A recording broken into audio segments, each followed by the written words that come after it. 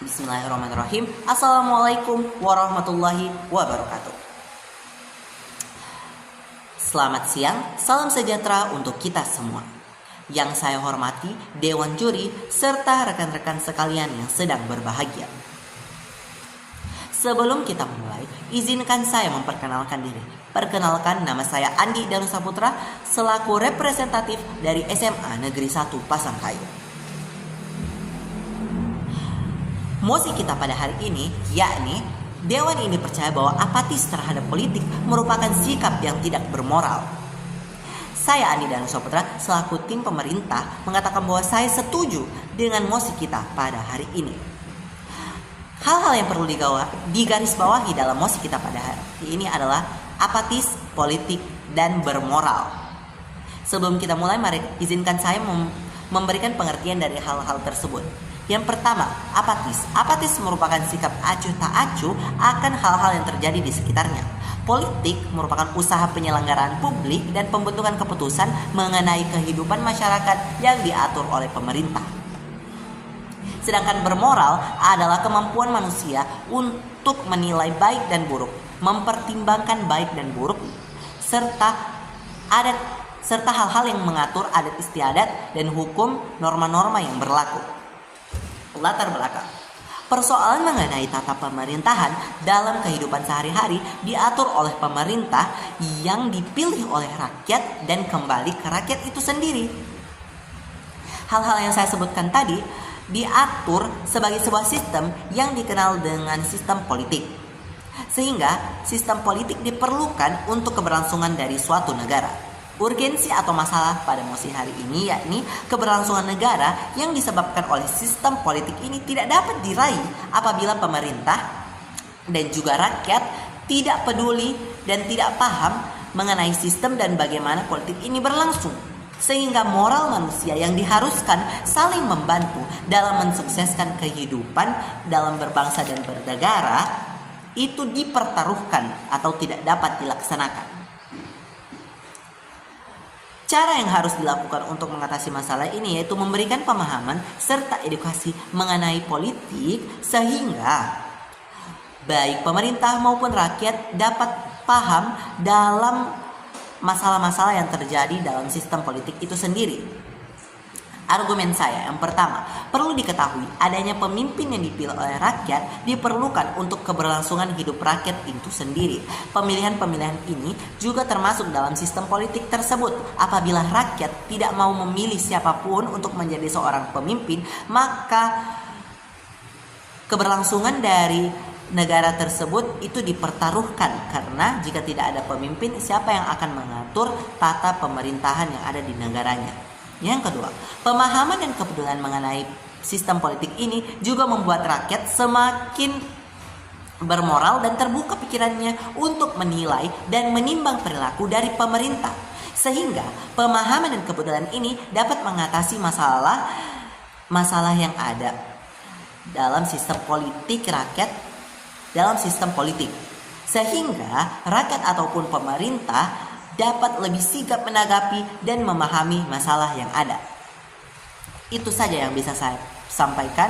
Kurang dan lebihnya mohon dimaafkan. Saya Andi Danusaputra mengucapkan wabillahi taufik wal hidayah. Wassalamualaikum warahmatullahi wabarakatuh. Bismillahirrahmanirrahim. Assalamualaikum warahmatullahi wabarakatuh. Yang saya hormati Dewan Juri serta rekan-rekan sekalian yang sedang berbahagia. Pertama-tama izinkan saya memperkenalkan diri. Perkenalkan, nama saya Andi Danusaputra selaku representatif dari SMA Negeri 1 Pasangkayu. Mosi kita pada hari ini yakni Dewan ini akan mewajibkan orang tua untuk mengikuti tes kelayakan sebagai syarat memiliki anak. Pada mosi hari ini saya berperan sebagai tim oposisi yang menyatakan bahwa saya tidak setuju dengan mosi pada hari ini. Dalam mosi tersebut saya menetapkan parameter yang menyatakan bahwa orang tua dalam mosi tersebut merupakan orang yang telah menikah secara sah menurut hukum dan agama. Sehingga ini melatar belakangi bahwasannya seorang pasangan yang sudah menikah artinya telah sadar bahwa memang ingin menikah. Urusan mempunyai anak atau tidak biasanya menjadi pertimbangan kembali dari pasangan tersebut. Sehingga perlu diketahui bahwa keinginan orang tua dalam memiliki anak didasari dengan kesadaran dan tentu saja penuh dengan perencanaan. Seseorang pasangan untuk memperoleh anak mempunyai hak yang diatur sebagai hak asasi manusia, atau lebih tepatnya dengan personal rights atau hak asasi pribadi, yang meliputi kebebasan menyatakan pendapat, kebebasan memeluk agama, kebebasan bergerak, dan sebagainya. Perlu digarisbawahi dalam kata menyatakan pendapat, kebebasan menyatakan pendapat, dan kebebasan memeluk agama. Mempunyai anak merupakan hal yang harus dilakukan untuk melanjutkan keturunan. Itu satu.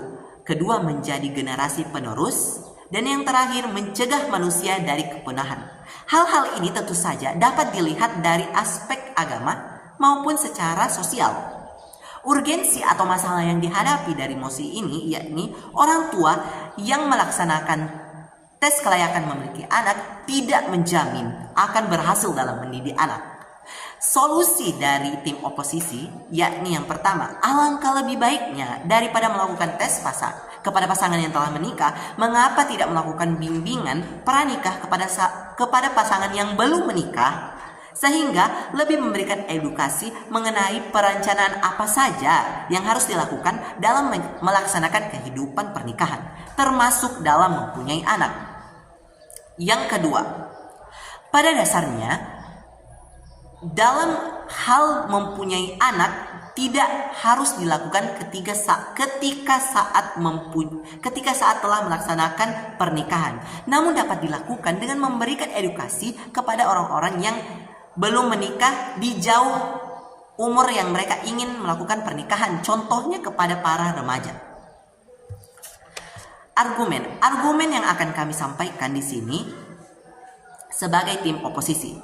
Pertama, tim pemerintah tidak memberikan solusi kepada orang-orang yang belum melaksanakan pernikahan, hanya memberikan solusi kepada orang-orang yang telah melaksanakan pernikahan atau telah memberikan kesadaran penuh terhadap pernikahan tersebut.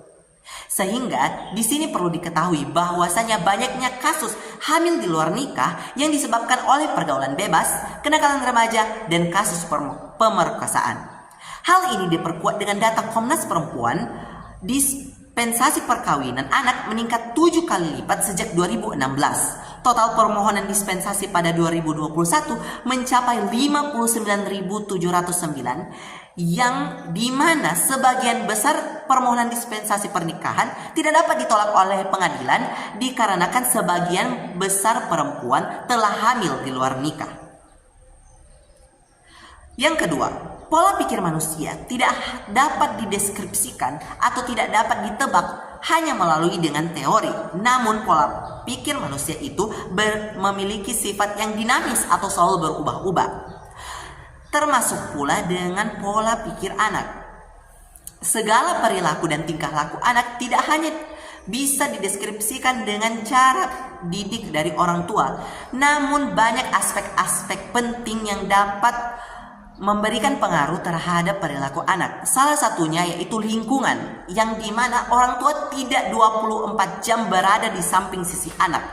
Namun ada banyaknya kasus-kasus yang disebabkan oleh lingkungan yang memang tidak baik untuk anak-anak dan orang tua yang memang tidak tahu mengenai hal yang terjadi dengan anaknya di lingkungan luar.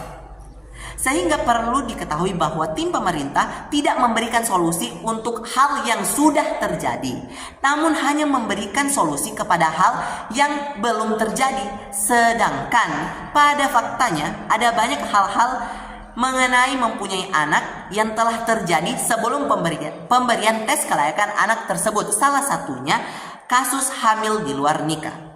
Itu saja yang bisa saya sampaikan. Kurang dan lebihnya mohon dimaafkan. Wabillahi taufiq wal hidayah. Wassalamualaikum warahmatullahi wabarakatuh.